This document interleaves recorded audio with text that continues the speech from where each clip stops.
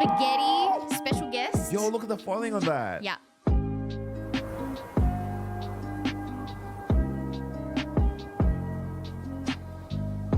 Welcome, ghouls and ghosts. We're so thrilled to have you along with us in our journey of the world of Magic the Gathering. You're watching / listening to the Cozy Magic Podcast, the coziest magic podcast around. That was really cozy. That was fantastic. You were holding it in a little bit. Yeah. Yeah. Like, don't. Because it was bad, laugh. right? No, it was great. It was Well, really I'm one of spooky. your hosts, and keeping myself from looking under the bed, Nigel. And I'm one of your hosts, taking that one free mulligan, Ruby. Because you just came from a Duskmourn pre-release, actually. I did. So, I hopped in the car right from the pre-release, and here I am. yeah, there you go. So that's commitment to the show, folks. But hopefully you folks enjoyed a good Duskmourn pre-release weekend. Did you just go to the one? Or you did a couple? Yeah, I only did the one this time. The weather just was pretty awful. So bad in Melbourne. Yeah. Shocking. Friday night, pre-release pouring. Yeah. Like bucketing down, flooding the street. I was like, no. Yeah, good on you for going on at all. Because when I saw the weather, I'm like, I'm going home. Yeah, well, From work. I left before it started, and then unfortunately, yeah. Very sort of ties into, I think Melbourne knew it was going to be Duskmourn's release, so terrible, spooky weather. Horrifying weather. Yeah, and we're talking about Duskmourn today, folks, if you haven't gathered that. But before we talk about Duskmourn, let's talk about what's going on in our lives, because it's been a while since I've seen you. Yeah, actually. I think you have the most exciting things that have Yeah, happened recently. so I'm from Malaysia. I don't know if you knew, but I don't think I've said it before. But I went back to Malaysia recently for a cousin's wedding. So for that side of the family, there were 2 cousins married before that, and I didn't get to go because I was still studying. I didn't have the money to go back, so I was like, I'm coming back for this wedding, and it was so nice because shout out to Regina, my cousin. It was myself and a cousin who was working in Norway, and we flew all the way back, and they specifically said thank you to Nigel and Rowena for flying back from Australia and they were all like, yeah, That's we were so crazy. And it was nice. great, and like it was a traditional Karasan wedding, and that's one of the indigenous like tribes, people in Borneo, where I'm from, and so we're all wearing like, maybe I'll give Castle one picture to put out because I know he's very busy editing. If he got the time, but no, it was really good, really fun to get in touch to that sort of part of my family. And a nice little holiday too. Yeah, it was like 4 days. It was super short, but it was good. I caught it with like one friend. It was just like a nice family trip back. So that was really good. Go see grandma, Yeah. Eat some good food. Oh man, I gained like 4 kilos. I need to lose it. It was good. It's good. It was good. Yeah. It was so good. Celebratory 4 kilos. Okay. Yeah. But what about We're body you? positive. Yeah, we are. No, I mean, Yeah. like, yeah, 100%. What about you, Ruby? What's happening? Honestly, there's a lot going on. Yeah. I think we'll probably talk more about them in future episodes Yeah. and stuff like that. I guess I have my birthday. Happy probably birthday! By the one. way, Yay! Duskmourn pre-release during your birthday. On my birthday, I'm an indiscriminate age. I am an amount of years old. But you're an elder demon, so it doesn't matter. You're timeless. yeah. You're timeless. Oh, that Yeah. is far too kind. So I treated myself for my Duskmourn outfit that I'll be wearing at the Fortress launch event. So I would say I went overboard, but it's like a such thing. present to myself. Yeah. So and people gifted me a bunch of packs Oh, as yeah? well, which was really nice. It's really good. I recommend having your birthday on a launch or So pre-release. look at next year's releases and then just move your birthday. Yeah, just That's move all your birthday. I would say. Just lie. Just lie. Just lie. You heard it here first on the Cozy Magic Podcast. So cozy. So I've got some cool cards that I'll show you from that later too. Yeah, but before that, Should we open? I a think so. pack? This is actually one I I got in stole my fresh. Yeah. Yeah. Store fresh from my pre-release Yeah. today. I didn't deserve it. No, because like participation prize. we plenty of games is really good because they're like, even if you don't do well, you had a lot of fun, you get 2 boosters anyway. Yeah. So that's really good. Token is cool. Victor Balgos Seneschal. Oh, it's he's like a guy He's who like loves the a demons. Mothman head. Yes. Yeah. Mothman head, yeah. Do these ones, you don't move them around, do you? You It's know a play how? booster, right? Yeah. I think you just rip. Yeah. Let's just go. Yeah. All right, so we've got Impossible Inferno. that the rare? It's no, it's common. Okay, so you just keep going. Yep. Yep. All right. Neglected Manor. Rip Spawn Hunter. That's the rare. Oh, So okay. Human Survivor. Is it the green and white one? Yes, it is. Oh, okay, we'll talk about that a little bit later, Yeah. actually. Yeah. Veteran Survivor. Unnerving Grasp. Commune with Evil. Ooh. Clammy Prowler. Monstrous Emergence. Cackling Slasher. Cautious Survivor. Oh, Piranha Fly. This was good for me today too. The flying one. Yep. Yep. Bedhead Beastie. Don't look under your bed. Oh. Emerge from the Cocoon. And we Creepy. got a room. Glassworks and Shattered Yard. Ooh, I like this one because it's a red room. Did you play red this pre-release? No, I didn't. Oh, you didn't? Who because are you? I know. There's literally red in the background. my two-headed giant partner, Bree, wanted to play red. Fair and enough. so I was like, yes, you go. You play enough red anyway. I play plenty of red. But this is I like this room, so That's a I'm going to cool put room. this in something. Because it just, when you It deals unlock... damage, right? Yeah, deals 4 damage, target creature and opponent controls at the beginning. And the other one is at the beginning of your end step. This room deals 1 damage to each opponent at the beginning of your end step. That's just pretty good. Yeah. Solid red card. So That's there something you go. that will get immediately removed. Yeah. All right. Well, let's get straight into Duskmourn again. I'm a little sad that we moved on from Bloomburrow so quickly, but Duskmourn actually looks like a really, really cool, spooky, creepy, but really like well thought sort of set. It's so a very quick summary of Duskmourn. It's Duskmourn House of Horror. That's like the full title. So it's a plane, but it is also a whole haunted house. Right? The demon Valgavoth was imprisoned for story reasons in this house, and he's like, I'm a demon. I'm gonna make the house so big that I can walk around wherever I want, and it encompasses the whole plane. Yeah. Big house. It's kind of creepy. It's kind of creepy. The house is full with demons, horrors, Razorkin. Have you seen the Razorkin? They're like Yes. metals, red thing like sticking out of them. There's a lot of nightmares. So I really like what they did with the nightmares, like Man of State, like fear of missing out, fear of like falling teeth, Yes. fear of so many fears, and I was like, that's really cool. I thought like they would do like the names would be like something phobia. But they went with fear, you know what I mean? Like triskaidekaphobia is the fear of 13, or like I'm really bad. I don't know any other Ooh, phobia. that would be Do you know what I cool, mean? though. Like the fear of missing out is like a specific something phobia. Yeah. But I think it's like a little bit hard maybe for people to, you know. It's a lot more digestible. Yeah, that's true. And relatable. Because you don't have to learn. Because you have to learn all the cards. And you have to learn the names of the cards. You're like, forget it. I have a fear of. Yeah, there's a lot of homages as well to like a lot of horror movies and tropes. Like, did you sort of like encounter like a lot of that when you played? Like even Rip Spawn Hunter. Like, what do you think that's a reference to? Like, it's pretty. What's the picture? It looks like. I mean, that's Ghostbusters. It's Ghostbusters, right? Oh, I literally have it right in front of me. Sorry. Yeah. There's also unidentified hover ship, which is obviously homage to like UFO shows and movies. Anything with aliens. Anything with aliens, basically. Let's play a game. Yeah. It's a Saw reference, Saw obviously. reference. Midnight Mayhem, your little gremlin friends. That's a reference to Gremlins. Yeah. Wow. How'd you figure I that thought one it was out? a trick question for a second. I was like, No, it's goblins? It's gremlins. Don't feed them after midnight, basically. Don't Yeah. get them wet. No. I never understood that thing. I Don't get them don't wet. It's think- just like at water and just like, you know.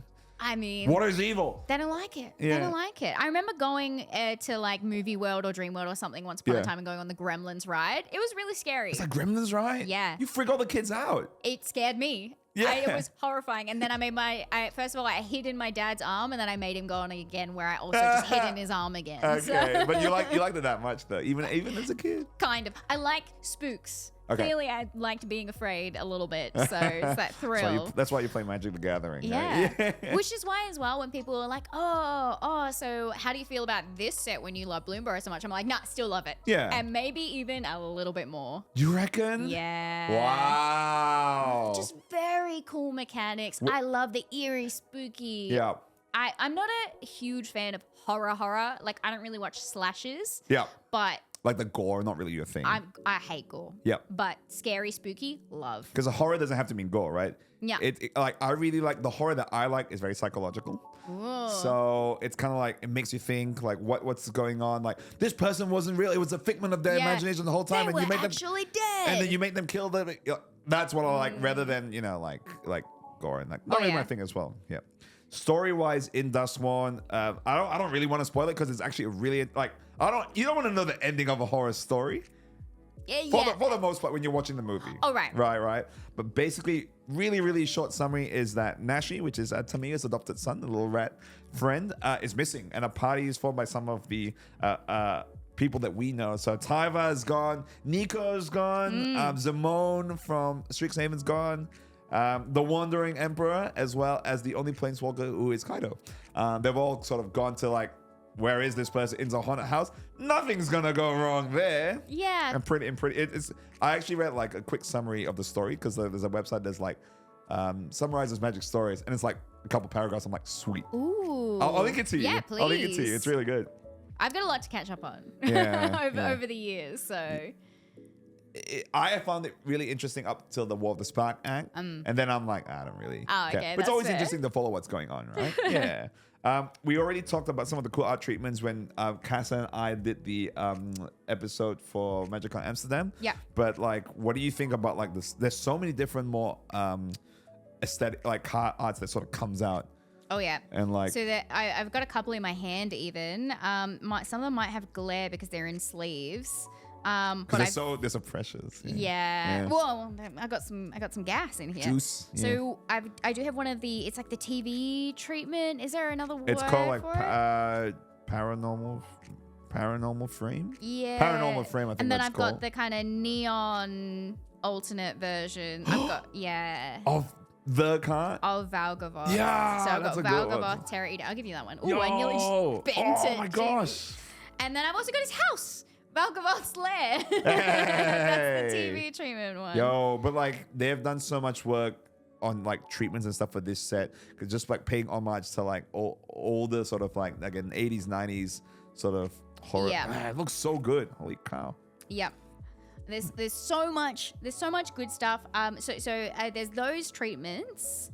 There's like mirror monster cards where like you see them like someone's glasses, like they're coming for you. Yeah, and it's like got a slice in the card. I didn't pull any of those. There's also some cards I don't know if you saw. They're like two different type of treatments where it's one of them is just them, and one of them there's this thing in the background. Oh, Have you seen? No. Yeah. That's crazy. Yeah. So it's so creepy to think about. I love it. I love it so much. You folks also did the Cozy Magic Club Commander show. Yes, we did. Yeah. So talk a little bit about that. Oh my gosh. Okay. So first of all, Street and Casa did an incredible job on the set. I was saying to Casa how incredible the set was. Incredible. And all the photos and everything. We did learn something the extremely hard, awful way, and that's CRT TVs make a lot of noise. When you're recording, when your microphone, bzzz, the hum. Yeah. It picks up. There's a hum.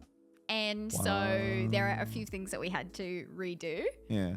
Sorry, giving PTSD to So folks, if you're recording with CRT, you heard it here first. Old technology doesn't play well with new technology. It's loud. It is loud. But it was beautiful and it was super cool. We filmed in still at Fortress Melbourne, but in a different upstairs in the arena for more space. And it was a lot of fun. So we played the Arch Enemy format. So good. I've watched halfway and I don't want to spoil it, but like, dang, it's scary. It is. It's scary. Yeah. There is one thing. There are a couple of things, a couple of misplays, obviously. It's still really strong to be the arch enemy. It's still really scary to be the arch enemy. So after that night, we realized, so the arch, the schemes, cards, you can only have one in play at a time, I think. Yep. But I think we're doing two. We were doing. No, I think from what I remember it was one, but there was some that were like stuck around for. They're a couple. ongoing. Some of them are some ongoing of them schemes. Yeah. But apparently you're not supposed to pull another scheme until that scheme has fully resolved. Oh, At least that's interesting. why I played Arch Enemy after that as the Arch Enemy. Ah, It's a lot of fun to be the Arch Enemy. It is because as well. you're like you don't have to politic. You're like, I'm gonna beat down on y'all. Yeah. And I got the tools for it too. Yeah. So we played all 4 precons. I was playing the Miracle deck. Yep. A lot of Amina fun. too. Yeah. I didn't get to Miracle too many enchantments, but I want to replay it a few times and It see looks how like a fun goes. deck. It's a lot Because of like fun. a lot of enchantments, like the good ones are really expensive, and you're like, it comes out and does nothing. But if you can play them for 1 mana instead of 5, you're like, Yeah. hey. So we'll just talk about the Miracle cost really quickly. Yep. It's just for the Miracle cost, Anamatu has that ability where if you pull an enchantment and it's the first card that you draw, you can play it for its Miracle cost, which is 4 colorless less. Yep. So if it was like 4 and a white, it would just cost 1. It would just cost 1. Yeah. Which is awesome. It's insane. It's fantastic. Yeah.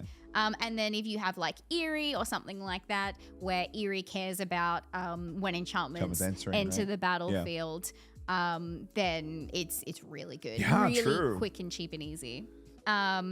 The evil guy as well, Valgavath. So that's what Tom played. That's what Attack on Cardboard, yeah. played. But when I played the deck after, I played Lord of Pain. Oh, Lord of Pain is crazy. So ridiculous. Such a good, like, I think one of those cases where I prefer The alternate commander. And there's been a lot of those lately too. Really good design. I like Lord of Pain. Oh yeah, Menace. Opponents Players can't gain gain life. life. Opponents can't. And whenever someone casts their first spell of the turn, it Does deals damage. the mana value damage to someone else. Oh, someone else. So let's say I cast a spell and Your you're like, friend. cast a take Yeah, that. pretty much. Dang. It's brutal. But it also makes you the target very quickly, which we will talk about In another a future time. episode. You also got another preview card.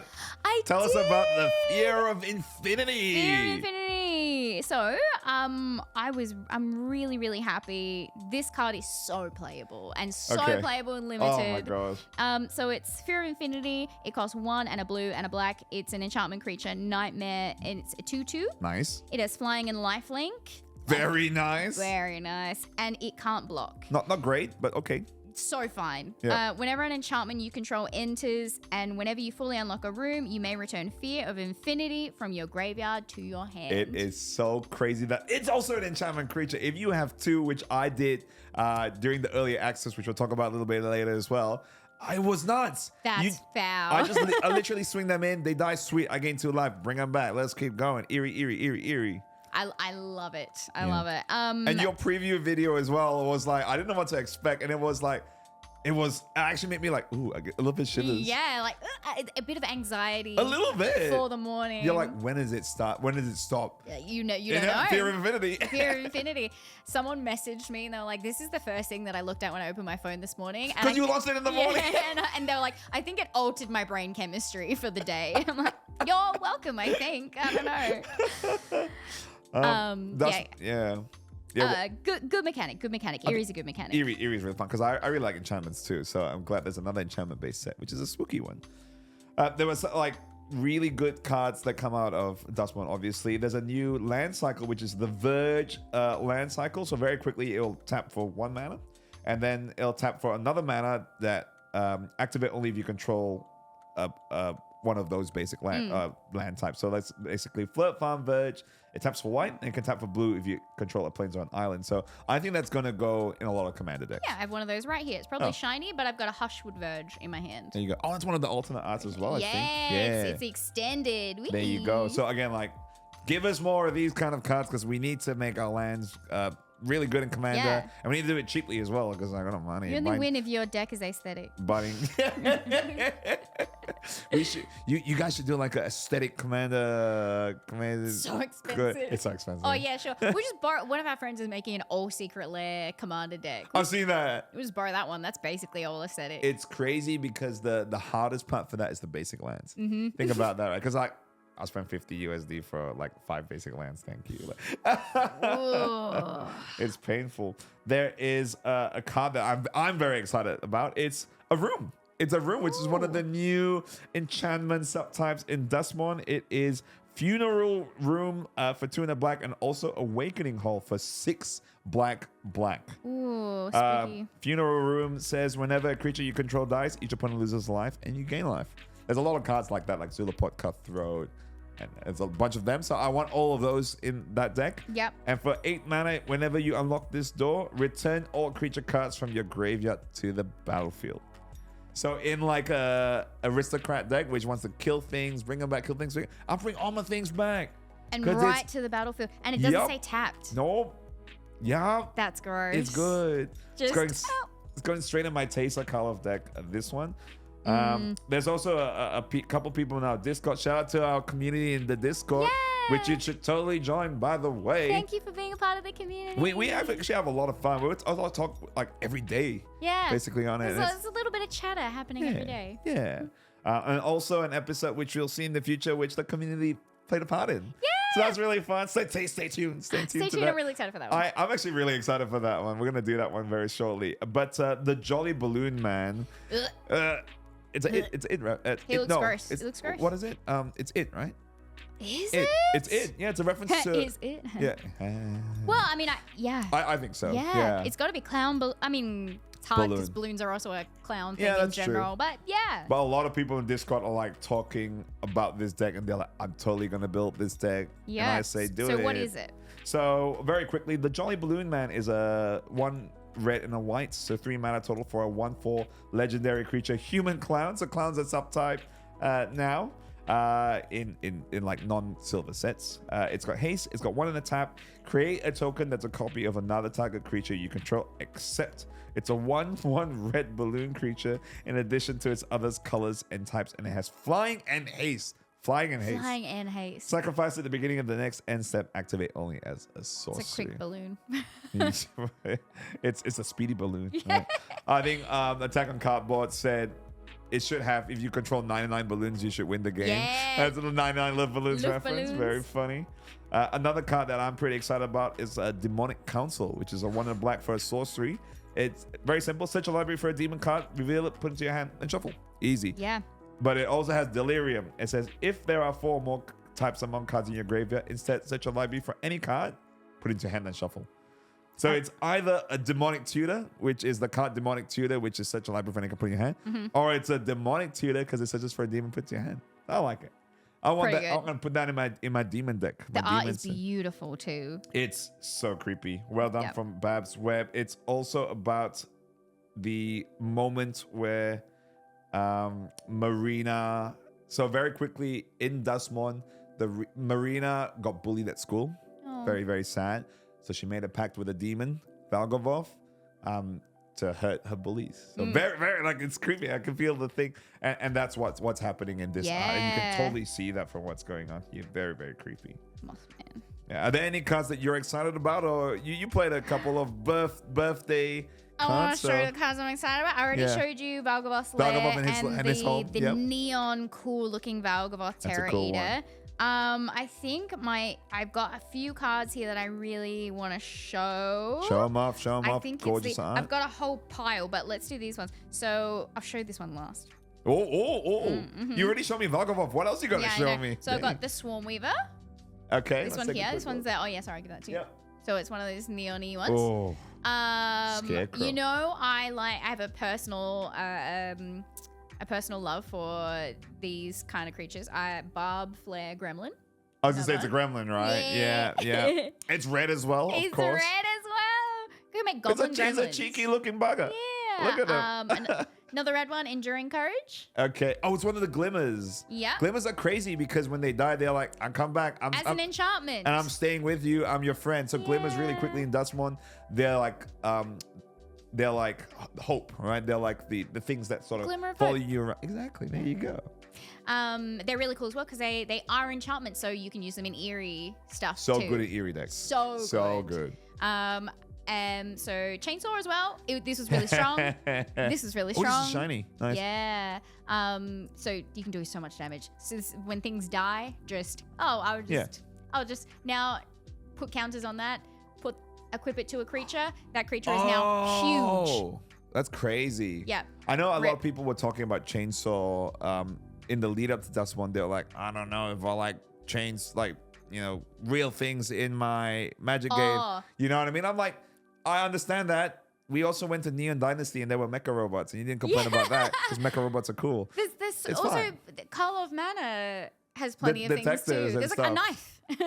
That's a normal There's a thing. lead pipe. There's a lead pipe. There's a hat. Yeah, I remember people talk about it. Now that I look at it, kind of cool. I don't mind it. Okay, coolest card. Here we go.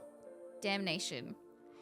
It's You got a special guest. a spaghetti special guest. Yo, look at the foiling on that. Yeah.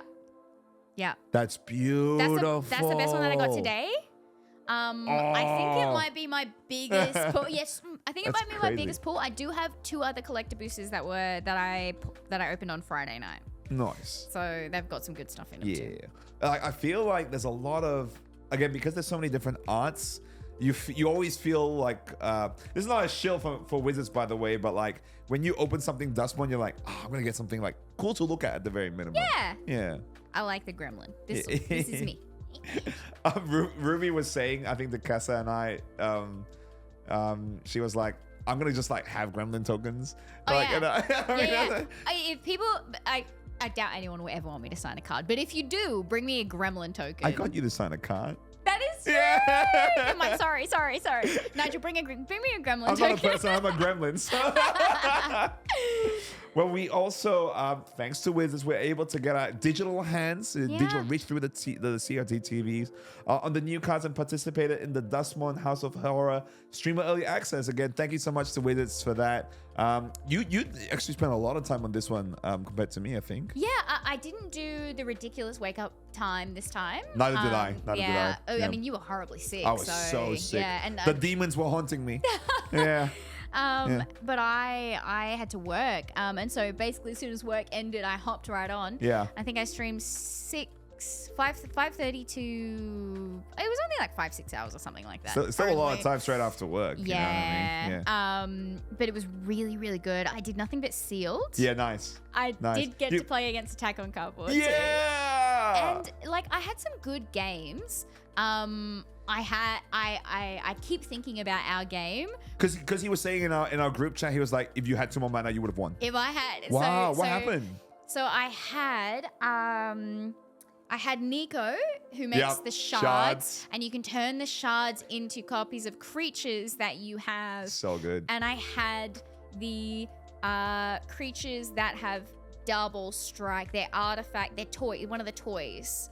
The bear. The bear. Oh, it's quote unquote bad because if you cast it, it enters with 2 mana, 1 mana, counters. But Otherwise, it's not a casted. 4/3 double striker. They're not casted Yeah. because they are Wow. the shards. And I had 4 shards. And I was going to turn What? 4 shards into the 4/3 double strikers. strikers. And he was like, nope. They're like, I am not letting you have the Remove. scary bear. I was like, what? That's really good. It was a lot of fun though. I love that kind of challenge. Like even if I don't win, knowing that I nearly got there, that's where I was going to.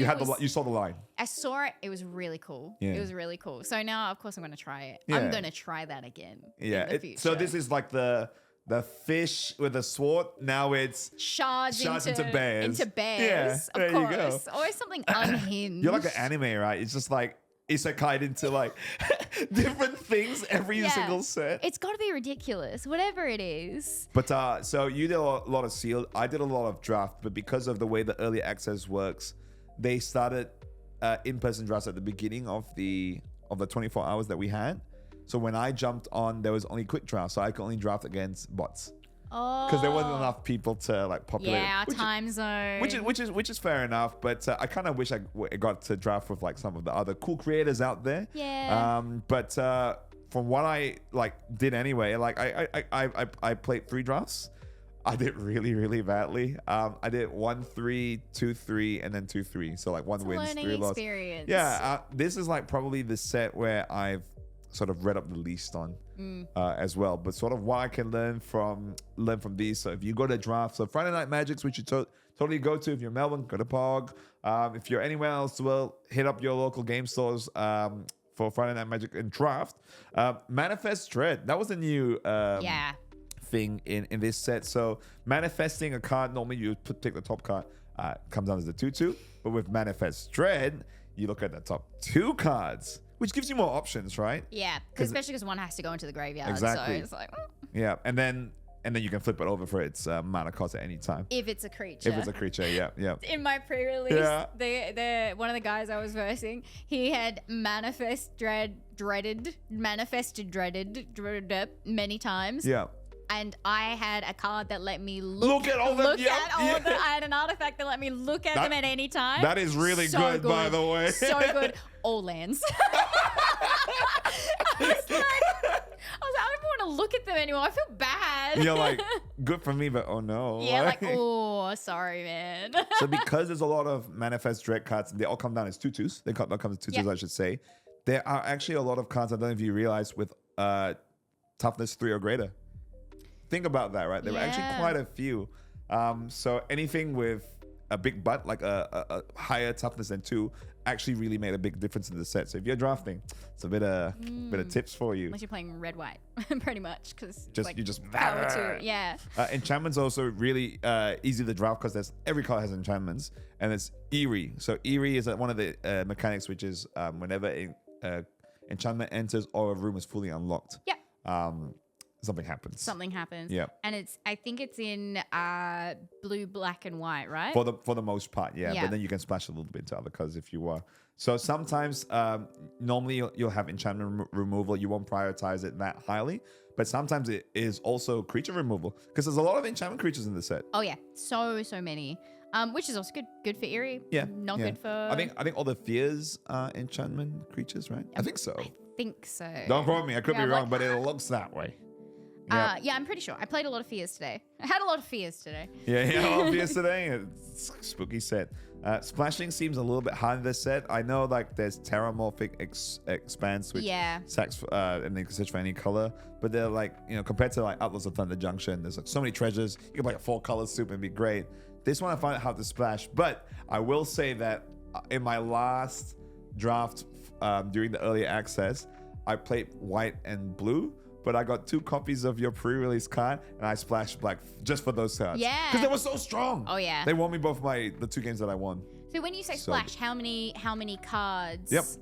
So I pulled 2 copies of your thing. That's the only black cards I put in. Oh, that is it. That's a drop. That's it. Like literally like a... Yeah. That's why we call it a splash, right? It's like Okay. And I put like 2 swamps in, and then there was 1 other card that could tap for mana of any color, and that's it. Right. That's all you need. Okay. Because it makes me realize that I don't think I've ever really splashed before. I've definitely gone 3 colors. So you put like 3 or 4 cards in that color kind of thing. Yes. Again, like if you're playing Outlaws, which we played that day, it's a little bit easier. Yeah. But if in this set there are some of like the common duels, like the 13 life. That was really cool, by the way. Enters tapped unless your opponent has 13 or less life. Or anyone. A player. Yeah. So it's not bad. Yeah. I played Azorius Control. In the pre-release today? Or? That was on Arena. That's Arena, yeah. So that's the only time I've done 3 colors with this set. Yep. And then I did do Dimir. I did blue-black in pre-release. Yeah, nice. And because I did Two-Headed Giant with my friend Brie, and she did Boros, so red-white. Red-white and blue-black. Honestly, I think the decks were pretty well built, but I got mana screwed. Yeah. Unlucky. So it feels even worse in like a Two-Headed Giant game because like you're it's like, sorry, it's all you. Yeah, I'm it's supporting literally you that. from right here. and then there's 2 other people who are just beating down. You're like, yay, go. I'm like, you know what? I'll just block with my creature, I suppose. But how'd you go in your pre-release like today? First game went really well. Yeah. It was a draw where it was like we had 33 life, which is more than we started with. Started 30 and they 30. had 29. So, but like it felt like if we had kept playing, like we were forcing their hand. Yep. And so it's like even though we didn't win, it felt really good. Yeah. You went to time basically, right? Yeah, like we went to time. Yeah. Nobody won. But it was just like you were like they were playing reactively basically. You were like, what are you gonna do? What are you gonna do? Like, Ghostbusters. Just remove it. Just because obviously I was playing a lot of removal. Yeah, I had so much. Yeah, I had 2 murders for. I was gonna say murders in the set. Yeah. All right, perfect. And then a bunch of other stuff as well. Was there like some standout cards you're like, this is what? Oh, I like all the Gremlin cards. Really like all the Gremlin cards. Surprise. The one that you showed earlier, that is silly. It gives you 3 Gremlins, Yeah, so I'll read. You can read up Midnight Mayhem if you want really quickly. Midnight Mayhem, it's a sorcery. Create 3/1/1 red goblin creature tokens. Gremlins you control gain menace, lifelink, and haste until end of turn. Really, really good. And that's only for 4 mana. That's crazy. And if you have any other gremlins, those effects affect them too. As well. And there's a couple like non-token gremlins in the set, right? Yeah, there are a few. There are a few. Yeah. And then there's also like Gremlin Tamer, where I think is it whenever it attacks, it makes it gremlin. Something like that. There's a bunch of ones. There's like a blue-white creature that's like when eerie get a gremlin, and that's crazy too. Yeah. Chainsaw that I showed you earlier. Yeah. Someone had, I think the chainsaw went up to like 6 or something 6 rev like counters. that. Yeah. They tried to put it on an Arabella, and I was like, absolutely not. I will be removing that Arabella. Thank you. Also, they had several of our cards underneath Arabella as well, because it's like they get exiled underneath her. Oh. That's how that works. I wish I should look it up. Yeah. And then because Arabella's a scary doll looking one. Yes, it? Yeah. the Annabelle doll. Oh my gosh. Yeah. I knew it was a doll thing, but I didn't even think about the name of the. Yeah, you're right. Found footage was good. Obviously, like I said earlier, lets you look at manifested That's what it's called. Cards. Found footage. Found okay, footage. There you go. Another trophy. A lot of fun. And Ghost Vacuum as well was a big one. It's an artifact that exiles from any graveyard. Just like what? Just tap. Yep, underneath it, and then they can bring them all back with all their abilities. 1/1 flying spirit. 1/1 flying spirits. Yep. And so that's immediately like, that's getting too big. That's just simply got to go. But if it keeps doing that like every single turn, it's going to like suck up a lot of like Valgavoth. It'll suck up like all of that. Yeah. In Commander, that's crazy as well, right? Think about that. I think it would be a lot of fun, but I think it would be really hard to get away with. I'll blow it up. Well, I'll blow it up. If you have artifact removal. Yeah, get rid of that vacuum. Get it out of there. I should have a look at Arabella, but I haven't got it here on me. So, but she's trouble. She's a Boros. It's a Boros uncommon, right? Uncommon. Yeah. I saw that and I'm like, I want to put that in my Boros deck because it's good. Yeah. It's good. It's an artifact, creature, toy. Spooky. I think that's kind of all I really noticed. Yeah. I do have a few more packs that I've got to go and get and open, so there'll be more. Hopefully there'll be some nice pulls, put in the Discord, which again you should be part of. Spooky pulls. And then Wednesday we've got the event as well. So that'll be good. That'll be good fun. That'll be my first event as a creator actually. Oh, yeah. So exciting. I think it's Cassa's first. Cassa's second. There you go. Yeah. Are you gonna dress up? Yeah, I'm thinking about it because I wanted to do like a stereotype of like a horror movie, so like a jock or the nerd or like the the one who dies first or like something. So I'll think about it. Yeah. I'm not gonna share what my costume is, but I really wanted to do a group costume, but there's so much organization. Also, all group costumes are like 4 or 5 people, and there's only 3 of us. We did say we're talking about Scooby-Doo though, and we're like talking about it, and then straight away Ruby was like, "Look, the Casa, you're Shaggy, obviously. You have to be Shaggy." Then like slap a green sweater on him and Shaggy. You're basically Shaggy already. Just take off wear contacts and a green sweater, right? Yeah. Well, I don't think you even need to wear contacts, because in the cartoon he's got like beady eyes. Yeah. I don't think. Oh, okay. Would I? Oh my god. Would I have to be Ruby Doo? Ruby Doo. Because I was like, I don't want to. Ruh-roh. You were gonna be Velma. Wait, do Ruh-roh. Try it. No. Ruh-roh.